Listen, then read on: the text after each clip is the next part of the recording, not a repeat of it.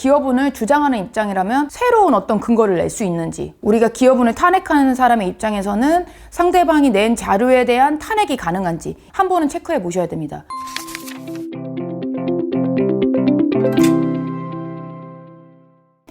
안녕하세요. 여러분의 상속메이트 최혜리 변호사입니다. 오늘은 상속재산 분할심판에서 1심을 이미 진행을 하셨고 판단을 받았어요. 그런데 이 판단 너무 나는 마음에 들지 않아.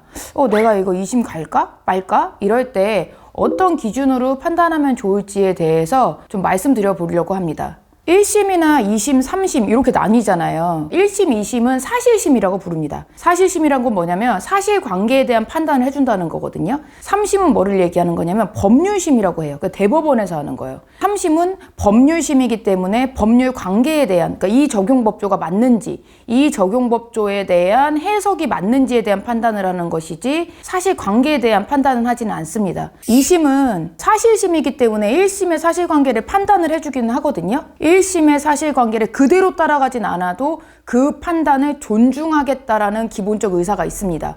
그렇기 때문에 만약에 2심을 가게 되는 경우라면은 내가 지금 갖고 있는 새로운 증거가 있을까? 아니면 새롭게 얘기할 수 있는 주장이 있을까는 반드시 한번 생각해 보실 필요가 있습니다. 사실상 상속재산 분할심판에서 2심을 가는 경우가 많지는 않죠. 왜냐하면 1심에서 정말 오래 다투거든요. 증거 신청 다 했겠죠. 증거 낼 거 다 냈을 거란 말이에요.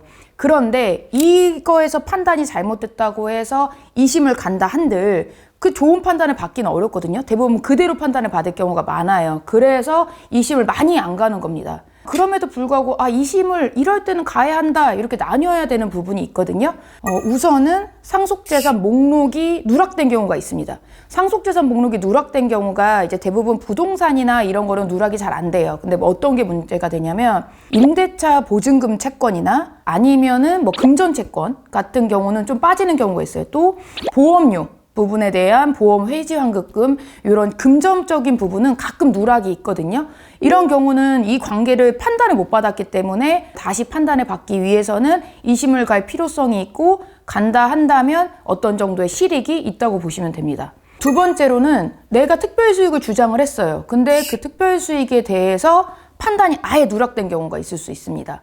저희가 서면을 쓰잖아요. 그러면 서면에 우리 언니가 1억을 우리 아버지 돈을 가져갔어요. 그러니까 이 1억은 특별수익이에요 라고 저희가 서면에 작성하잖아요. 그러면 재판부는 이 판결문에 반드시 내가 한 이 주장, 언니가 1억을 가져갔다고 특별수익을 주장을 하는데 뭐뭐라는 점을 고려할 때 특별수익이다, 특별수익이 아니다 판단이 꼭 있어야 돼요. 이 결정문에. 그런데 내가 이 특별수익 주장한 거에 대해서 판결문에 아예 없는 경우가 있어요. 이건 판단이 누락된 경우거든요.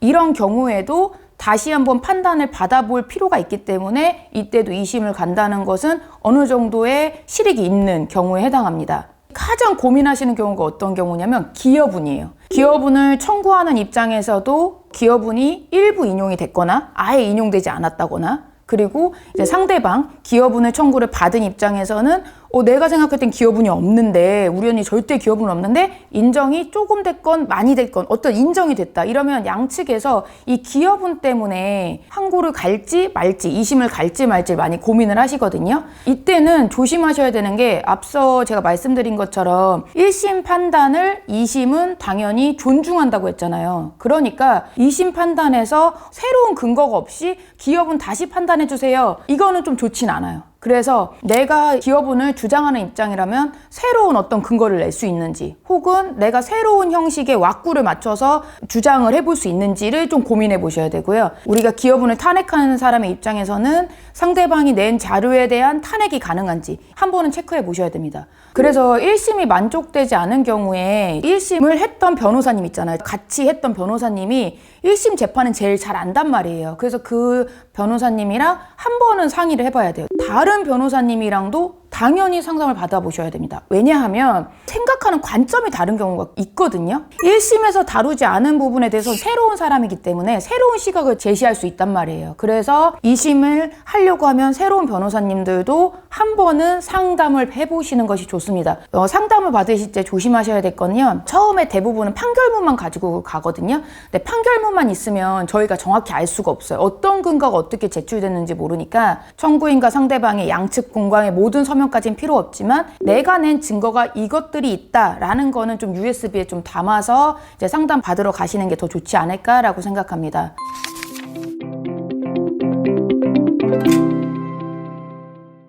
오늘은 상속재산 분할 심판에서 1심을 이미 했고 그런데 내가 2심 항고를 해야 될지 말아야 될지 고민되시는 분들이 너무 많으신 것 같아서 준비한 영상입니다. 상속재산 분할 심판은 굉장히 오래 하는 소송이다 보니까 많이 지쳐 있겠지만 사실 2심은 그렇게 오래 하진 않거든요. 오래 해봤자 뭐 8개월 뭐 이 정도를 말씀을 많이 드려요. 너무 상심하지 마시고 적극적으로 한 번쯤은 다시 한번 판단을 받을지에 대해서 곰곰이 생각해 보셨으면 좋겠습니다. 오늘의 영상 도움이 되셨길 바라겠고요. 구독과 좋아요 눌러주세요. 감사합니다.